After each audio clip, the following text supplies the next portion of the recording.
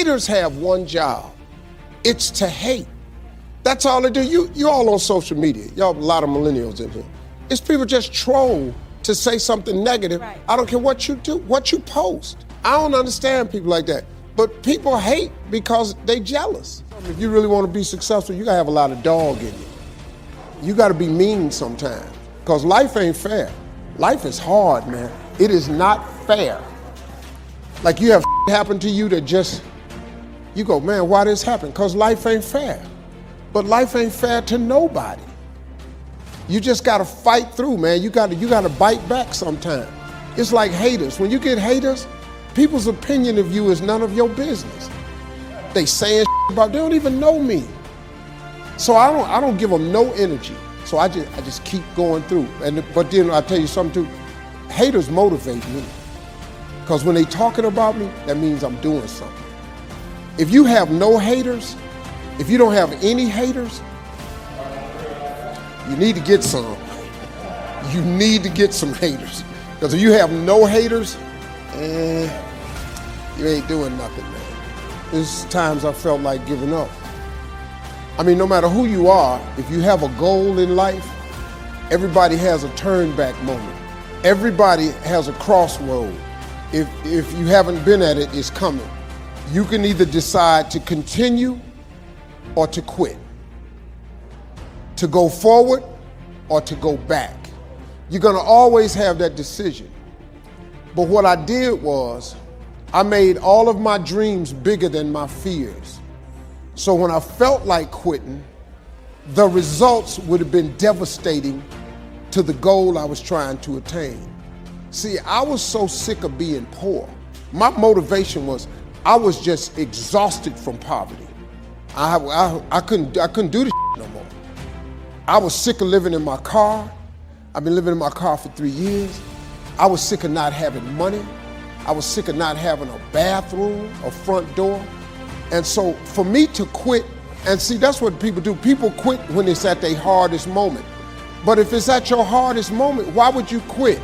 Somebody sent me a plaque one time that said, if you're going through hell, why stop there? I mean, think about it. If you're going through hell, why stop there? You in hell.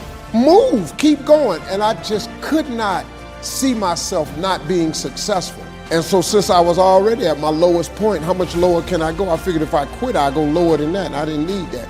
Today now, everybody wants everybody to think the same thing, otherwise they're evil, or otherwise they could hurt me. Whatever happened to sticks and stones will break your bones, and words will never hurt me.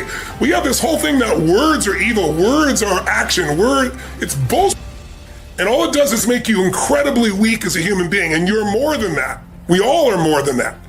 But you know what? Like a kid that's never broken their bones, definitely afraid of breaking the bone. But if you're a kid and you're rough and tumble, you broke multiple bones and they healed, you don't have any fear of it. There's so many kids that have been raised to be safe and secure every moment. Anything that's insecure or unsafe, they don't want to be a part of, including language. And what it does is make you incredibly weak and fearful. And that's why there's so many people that are abundant that are angry all the time. Because they're angry because they're not growing. So don't get me wrong. I know some people are not a good influence. I'm not denying that. I'm just saying you're more than somebody's influence unless you obsess about it every moment and make them wrong so you can make yourself feel superior morally, psychologically, or spiritually. That's bullshit. Stop the pattern. We've all done it. Catch yourself. Because if you want joy, happiness, and freedom and an extraordinary life, it will not come from blame. Never. There's no pride that comes from blame. I don't mean fake pride where you make shit up to feel good. I'm talking about real pride. Pride is something you earn. Like people tell me, oh, I have no self-esteem because my parents used to say this or they'd say that. I'd say that's such bullshit. I'm not saying it's bullshit they didn't say that. I said it's bullshit, that's why you don't have self-esteem. Self-esteem does not come from what people say about you. Self-esteem comes from what you experience about yourself. And you learn to grow. You go, they're in my life. If someone can get your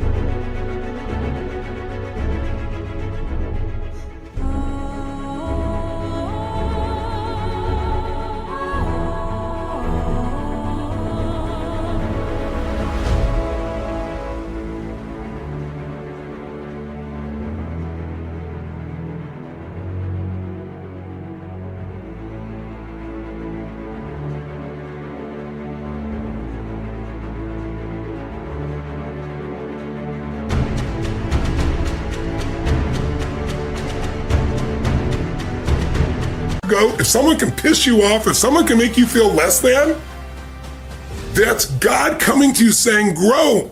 You need some spiritual growth. There's got to be some change in your perception, your belief, your emotions, your spiritual look of life, so that can't happen anymore. And when it happens, like at 61, I've been through so many of those things, and I like to do things in mass. I took on big challenges, so I'd have to grow more. But then life throws them at you too. When they come, you just go, okay, it's going to have me until I grow. What needs to shift in me so that it no longer has an impact? And this is what I love about my haters. You know, and I just believe you can get something out of everything. You know, I think everything teaches. If you're with the 3-month-old, if you pay attention, they're teaching you something. I mean, it's something you can get out of watching this 3-month-old that's not concerned about time. You know what I'm saying? He's not on the etiquette thing. I mean, he's just living free. You know, and so for me, the one thing I love about my haters is they give me a perspective that my mother doesn't give me. My mom loves me so much that I think, you know, there are times where, you know, she may want to correct me and she's like, I don't want to hurt his self-esteem. You know, or my wife, you know, may not say a certain thing because she's like, I'm not 100% sure. I'm not in the field. Maybe I shouldn't say that. But I find that my haters say what's on their mind, you know?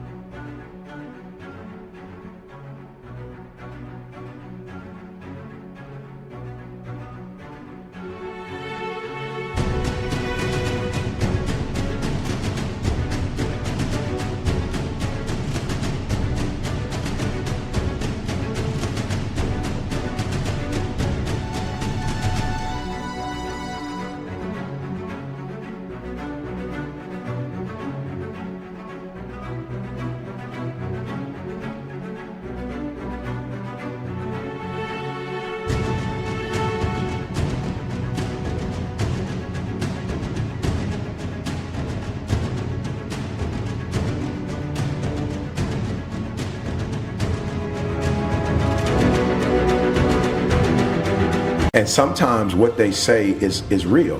You know, that there's some adjustments that I need to make. You know, now I don't take their hate and allow it to tear me down, but there are things that they say, you know, about me. I'll never forget this one guy who was hating on me was talking about how I had 4 or 5 jobs.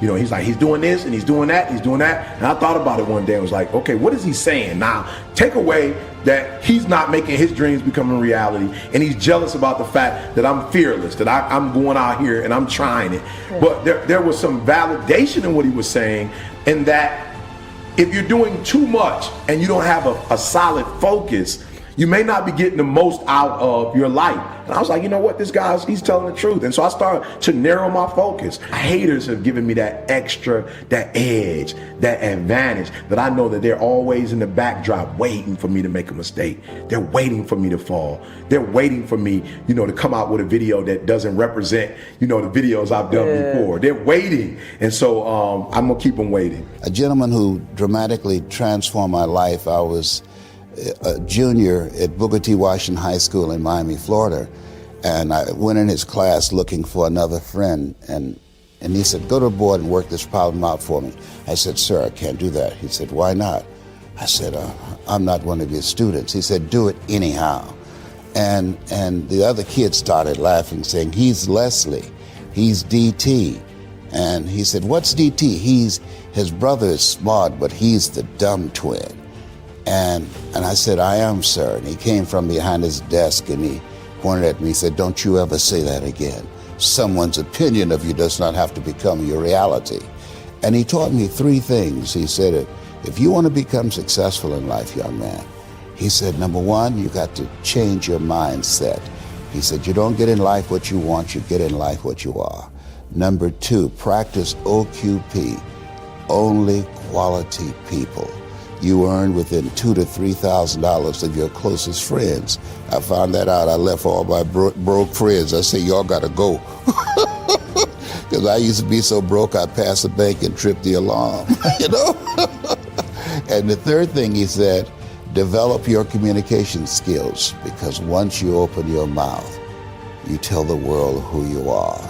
And that's there. You know, there's so much going wrong and going off in this world, that if people can focus on themselves being better versus throwing hate and all this that happens out there, and people talking. That's why I won't mention no names. I'm not trying to hurt you, man. But I'm trying to be the standard. And sometimes life is just not fun when you're like, can't do that, can't say that, gotta watch out for that. Yeah. I gotta wake up today. I gotta grind, because there may be a out there that sees me in their car that says, all right, I'm gonna go home and be better today.